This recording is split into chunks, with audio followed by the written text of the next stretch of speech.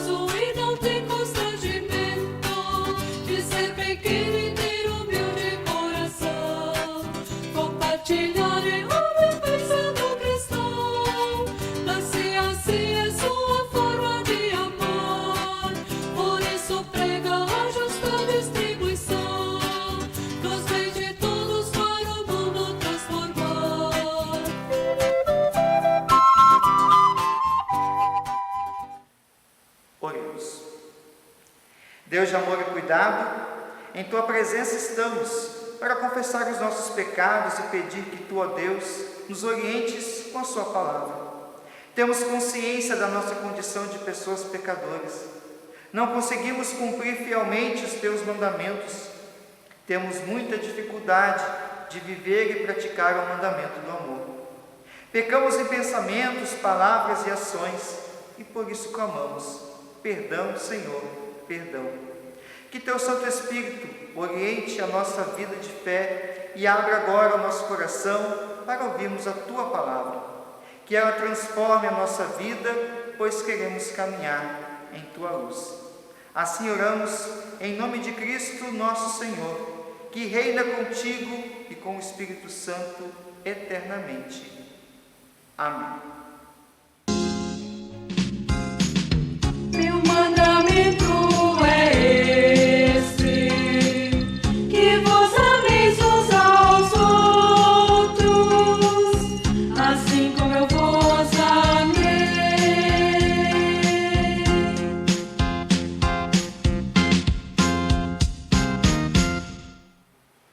Leitura bíblica prevista para este final de semana, nós lemos no livro do Êxodo, no capítulo 20, versículos de 1 a 17. Deus falou e foi isto que ele disse: meu povo, eu, o Senhor, sou o seu Deus. Eu tirei do Egito, a terra onde você era escravo. Não adore outros deuses, adore somente a mim.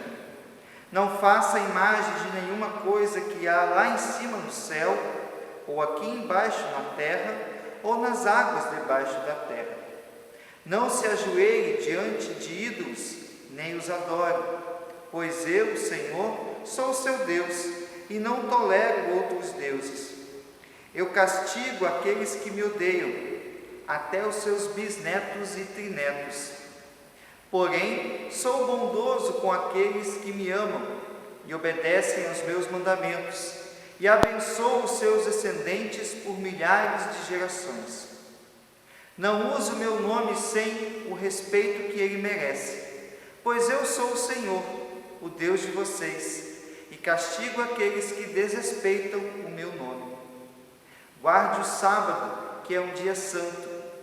Faça todo o seu trabalho durante 6 dias da semana, mas no 7º dia da semana é o dia de descanso, dedicado a mim, o Senhor, seu Deus. Não faça nenhum trabalho nesse dia, nem você, nem os seus filhos, nem as suas filhas, nem os seus escravos, nem as suas escravas, nem os seus animais, nem os estrangeiros que vivem na terra de vocês. Em 6 dias, eu, Senhor, fiz o céu, a terra, o mar e tudo o que há neles, mas no 7º dia descansei. Foi por isso que eu, Senhor, abençoei o sábado e o separei para ser um dia santo. Respeite o seu pai e a sua mãe, para que você viva muito tempo na terra que estou lhe dando. Não mate, não cometa adultério, não roube, não dê testemunho falso contra ninguém, não cobice a casa do outro homem, não cobice a sua mulher, os seus escravos, o seu gado, os seus jumentos ou qualquer outra coisa que seja dele. Palavras do Senhor. Amém. Que a graça do nosso Senhor Jesus Cristo, o amor de Deus e a comunhão do Espírito Santo sejam conosco, agora e para sempre. Amém. Os mandamentos, sinais de vida e de cuidado. Hoje estamos diante de um dos textos mais conhecidos da Bíblia. Ele faz parte da nossa educação cristã, principalmente do período do ensino confirmatório. Quem não estudou o Catecismo Menor de Lutero, os seus mandamentos e os seus significados?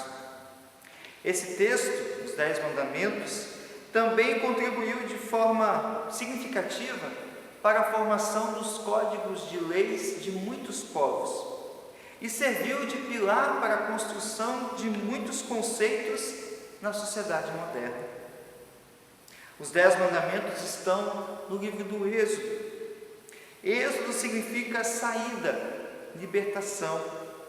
Por décadas, o povo de Deus era escravo no Egito. O povo de Deus era obrigado a trabalhar de forma intensa, sem descanso. Enquanto isso, o rei adquiria mais e mais poder e riquezas, fruto da mão de obra escrava. Após anos de intenso sofrimento, Deus levanta Moisés para liderar o seu povo. Conforme o relato bíblico, mesmo com as suas limitações, Moisés liberta o povo de Deus da escravidão no Egito. No caminho rumo à terra prometida, o povo de Deus acampa ao lado do Monte Sinai, onde Moisés recebe as tábuas da lei, nas quais estavam os 10 mandamentos. Na primeira tábua havia os 3 primeiros mandamentos que se referem ao relacionamento do povo com Deus. E na segunda tábua, os demais mandamentos que se referem ao relacionamento entre as pessoas. Nós estamos na Quaresma. Esse tempo litúrgico aponta para a obra redentora de Jesus Cristo, por meio do seu sofrimento, morte e ressurreição. A igreja é chamada a ser serva de Deus neste mundo e anunciar a remissão dos pecados e a salvação. Em Cristo, Deus nos libertou do pecado. Por isso, com grande gratidão e alegria, nós servimos a Cristo porque Ele nos amou primeiro. Ou seja, porque Deus nos libertou do pecado, nós agradecemos a esse Deus e o servimos com alegria em nossas vidas. Algo parecido também acontece na história dos 10 mandamentos. Deus libertou aquele povo da escravidão de Faraó. Conduziu o povo pelo deserto e, por amor e cuidado, transmitiu a esse povo os 10 mandamentos através de Moisés. Deus primeiro fala o que ele tinha feito em favor do seu povo, ou seja, Deus salvou aquele povo, libertou da escravidão, para então revelar a sua vontade. O Deus que faz exigências éticas é o Deus que antes libertou aquele povo da escravidão.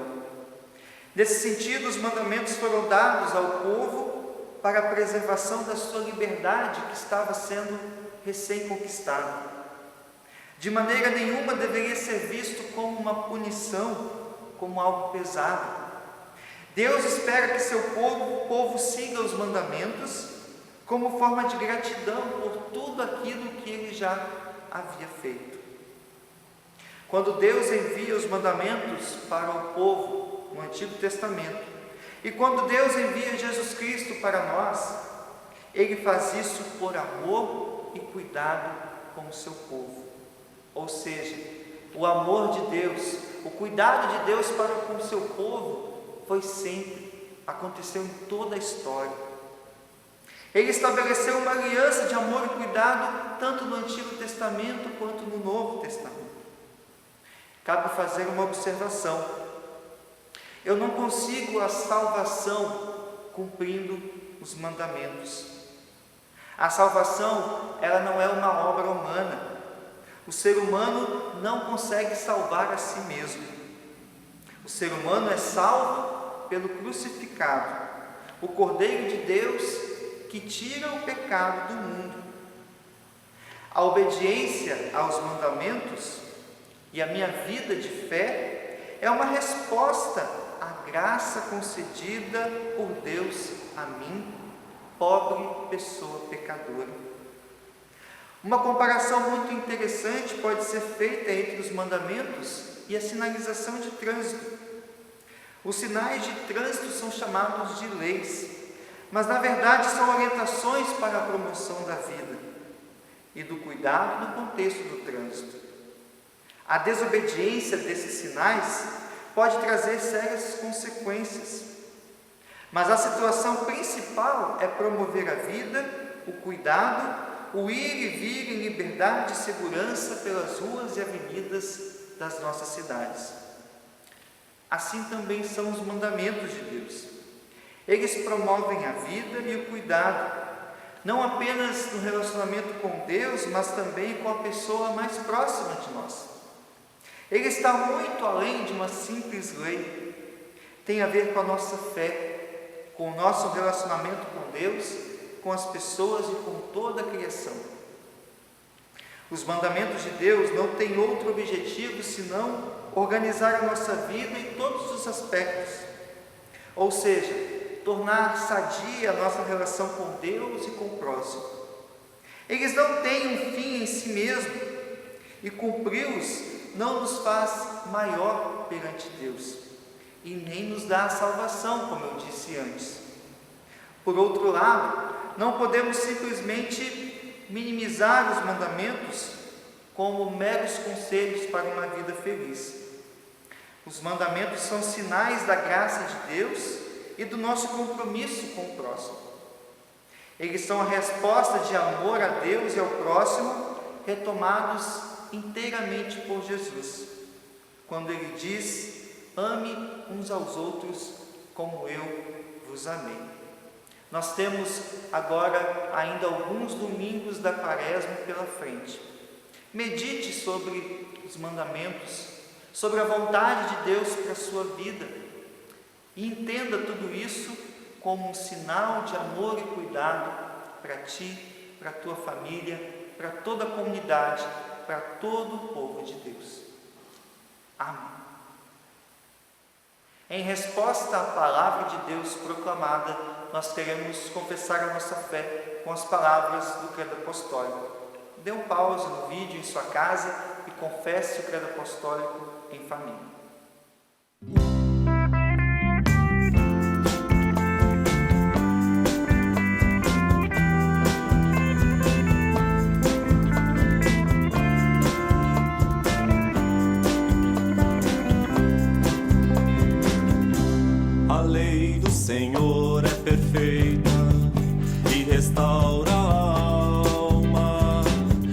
testemunho do Senhor é fiel e dá sabedoria aos simples.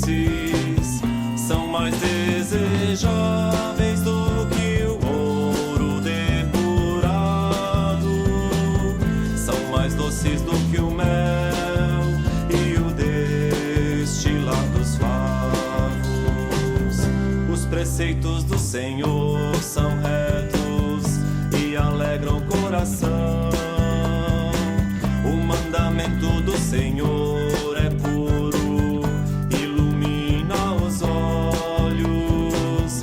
São mais desejáveis do que o ouro depurado, são mais doces do que o mel e o destilar dos favos. O temor do Senhor é límpido e permanece para sempre. Os juízos do Senhor são verdadeiros e todos igualmente justos. São mais desejáveis do que o ouro depurado, são mais doces do que o mel e o destilar dos favos. Que as palavras dos meus lábios e o meditar do meu coração sejam agradáveis na tua presença, ó Senhor. Ó Senhor, ó Senhor, ó Senhor, ó Senhor. Que as palavras dos meus lábios e o meditar do meu coração sejam agradáveis na tua presença, ó Senhor. Oremos. Querido Deus, agradecemos por esta palavra que nos fala dos teus mandamentos. Eles verdadeiramente são palavras de cuidado para nós. Que possamos pautar a nossa vida segundo a tua vontade. Tu és o nosso único e verdadeiro Deus. Ajuda-nos na tarefa tão desafiadora de amar a ti e também amar as pessoas. Queremos seguir o teu exemplo. Intercedemos pela nossa igreja, ministros, ministras e lideranças. Dê a elas discernimento para conduzir as comunidades neste tempo de pandemia. Intercedemos também pelas autoridades de nossa nação. Conceda a cada uma delas discernimento, prudência, humildade, inteligência para conduzir o país neste momento tão difícil. Intercedemos pelas pessoas que sofrem, pelas que estão doentes em casa ou hospitalizadas. Lembramos de Júlia Krames. Ó Deus, que tu possas estar fortalecendo a vida dela, ela que sofre também com o mal da Covid-19. Abençoe, ó Deus, a vida dela e restabeleça sua saúde. Também esteja com sua família neste momento difícil. Colocamos tudo em tuas mãos, ó Deus. Também oramos pelas mais de 250 mil famílias enlutadas por conta da Covid-19 em nosso país. Por todo o sofrimento causado aos mais vulneráveis. Ouve o clamor do teu povo que sofre.